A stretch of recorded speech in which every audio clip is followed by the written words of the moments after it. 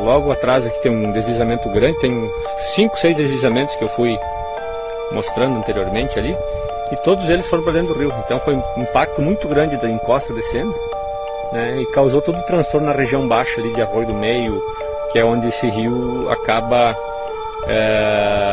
se encontrando com o rio Taquari, né? E aí o resto da história a gente já sabe. Então hoje é dia 7/6, um mês depois, mais de um mês depois, né, a gente veio trazer mantimento aqui para a região. Essa população ficou ilhada aqui, e tem gente sem energia elétrica naquela encosta lá, e tem gente sem energia elétrica.